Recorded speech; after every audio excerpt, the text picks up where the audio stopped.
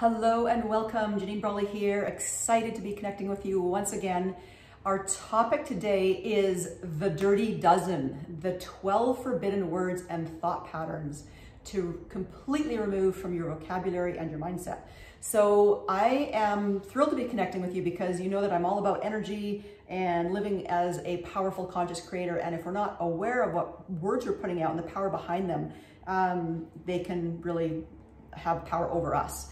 So this topic actually comes from one of my energy archetypes. I've got 7 energy archetypes, and this comes from one of the archetypes around how we put up resistance, usually unconsciously, and this is one aspect of this archetype. So it is around words and thought patterns, whether that's spoken words or endless mind chatter or the beliefs that silently play in the back of our mind.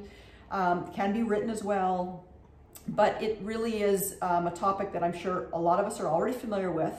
You know, the power of words, but how powerfully are we actually choosing? That would be my question. And it's more important than ever, given the world that we're living in, to be more conscious around how we're choosing everything really, but this topic obviously about words. So my ask is that you listen as I go through these 12, these dirty 12, the dirty dozen, that you're listening not from the perspective, oh, I've heard that before. And some you might have heard, some maybe not.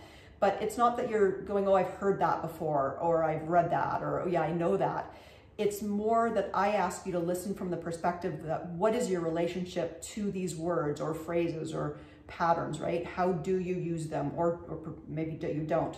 But where could I be more conscious and choose a little more powerfully? So remember, everything is energy. We know that, right? Words have immense energy, and especially the intention behind the words. So we also get to choose, right? We get to choose. So what are we choosing? To be on autopilot or to have more awareness, right? And the truth is, quite often we unconsciously choose our words to keep us stuck or in the same pattern, the same vibration, right? The ego wants us to stay safe.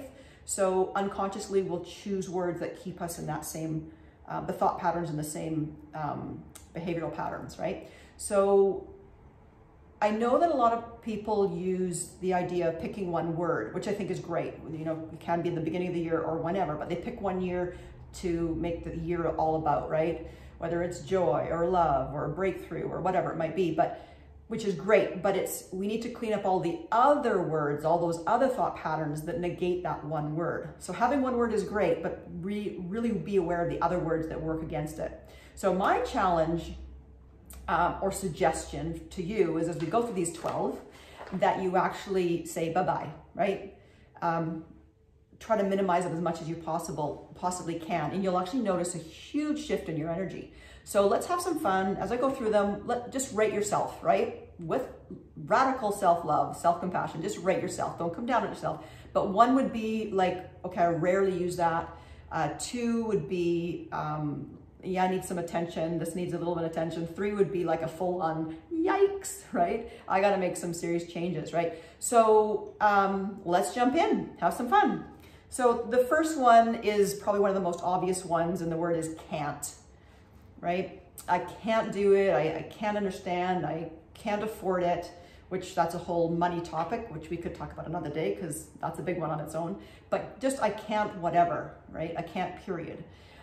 Just even say the word can't, right? There just feels like this block, right? Can't, versus when you say can, there's a little more flow and ease to it, right? So just knowing that difference. So with the next one is I don't know. And this, of course, all of these really depends on context, right? So I don't know, you know, if you said to me, like, what are you having for dinner tonight, Janine? I might say, well, I don't know yet. I mean, that's totally fine, right? Context, give it context. But if you're continually, I know a lot of people have a pattern of you know, when you ask them a question, it's like, oh, I don't know.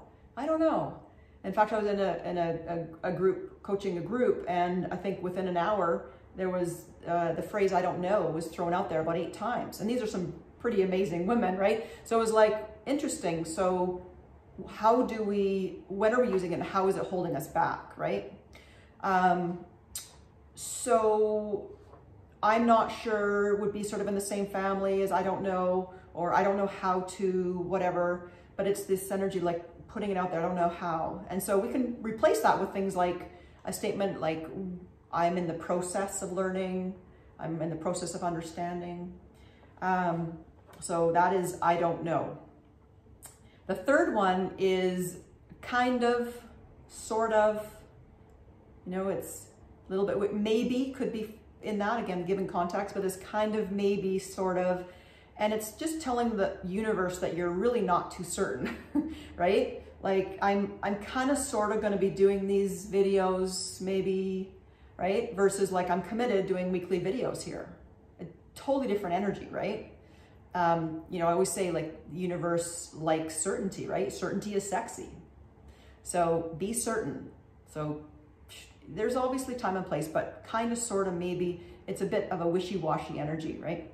Okay, number 4 is I'm too busy or I don't have time. This was my personal pattern in my 20s and 30s, right? And guess what kind of life I had? I had a very, very busy life and I didn't have a lot of free time. So I put it out there. I was putting it out constantly, right? I'm just so busy. And I was busy, but sometimes we can also be, there's productive busy and not so productive busy, which is another topic too. But how often do you find yourself saying, oh, I'm too busy, I'm busy, I'm too busy, or I don't have time, right? So, and granted, we do live busy lives, but you know, you could replace it like, you know, hey, I'd love to get together. If someone's asking you to get together and you're saying, instead of I'm too busy, I don't have time, it's sure, I'd love to. My week's full, you know, this week, but how about sometime next week, right? So rephrasing it. So that is number 4, I don't have time, or I'm too busy. And again, keep picking up the energy behind it, right? Not just so much the actual words, what energy you're putting out. We know what we put out, we get, right? Which is my whole point here. So number 5 is try. Now, I want you to grab a pen and just put it on your desk or your table or your lap or wherever, or any object if you don't have a pen with you, right? So I want you to now try to pick that pen up. Try, right? Oh, you know, try. As you can see, there is no try. Either you do or you don't, right? Someone told me I sounded like Yoda when I said that. I don't follow Yoda, but there is no try. You either do it or you don't, right? And maybe that is a Yoda quote. I have no idea, but I'm saying it now. But just try is almost like you've got this excuse in case it doesn't work out. Well, I wasn't really going to commit. I was just going to try anyway, right? It sort of leaves this chicken exit where you can kind of escape out the back door in case things don't work out, right? It's a very non-committal word too. Okay, so that is number 5. Number 6 is the word just. Again, give it in context. If I say I'm just going to have a nibble before dinner, then that's totally cool, right?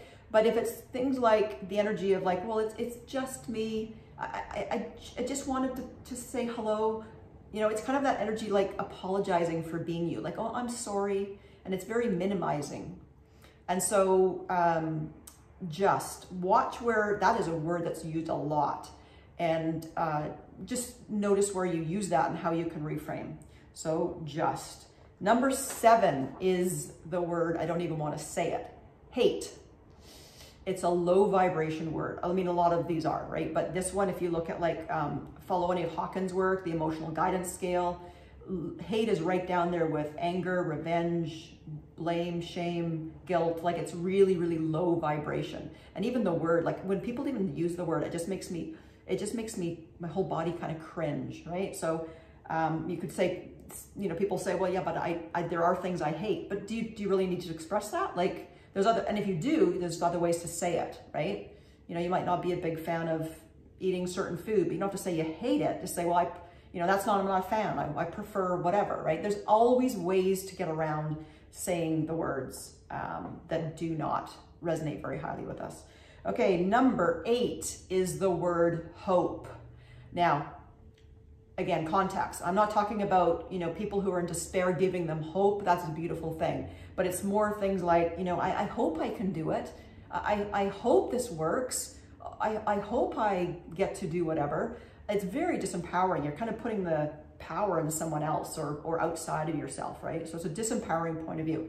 So reframe that one, hope.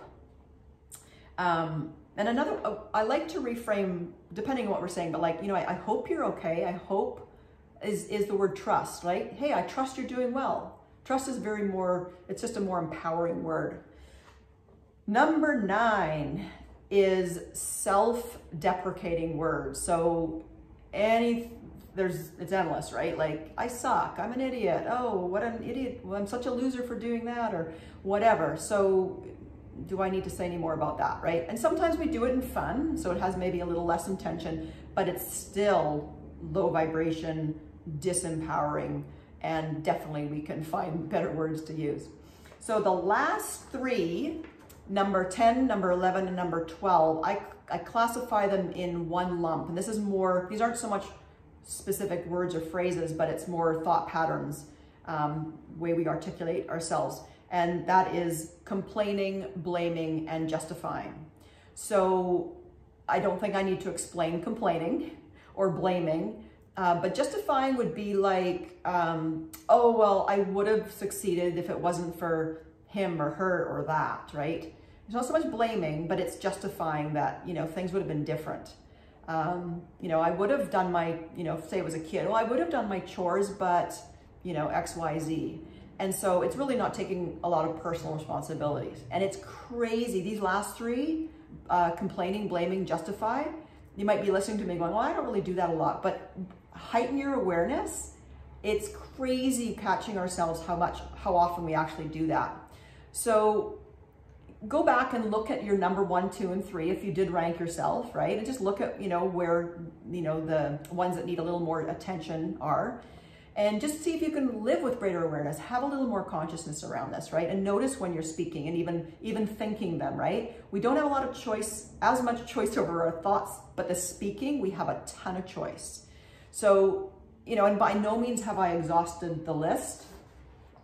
There's so many more that you can add yourself, right? Of course, things like, you know, 4-letter words, dropping the F-bomb here and there, probably not all that empowering. But this is what I'd like, if you choose to accept this mission, here's what I suggest. And you can get the whole family involved, whether it's just yourself or the whole family or just your partner or whatever, but you get a little jar, like a little mason jar, and you can label it the dirty dozen or the forbidden words, or it can be a lot of words. So you could just pick the top 3 and then keep working on the next 3 or something. I would avoid actually writing and putting the energy on the jar, right? Just know what they are, and then you could just call it, you know, just know it's the whatever, can't, try, hate jar, or just, you know, you can pick one word, whatever. Or you could make it, the last 3 I was sharing was the complain, blame, justify. I've done that before. And you just have a little jar. And so when anyone, yourself or your family members, it's great for the kids to teach your kids. If they say any of those words or they do any of the complain, blame, justify, you can actually, they've got to put a little, I don't know, a nickel or a dime or a quarter or a penny or whatever, right? Maybe you've got to put a loonie or a toonie and they put a penny in. But have some fun with it. I hope this was helpful. And like always, I love hearing feedback, any insights, any ahas you have. It helps me best serve. And other than that, know your value, claim your worth, and be the powerful conscious creator that you are. All right, until next, guys. Bye-bye.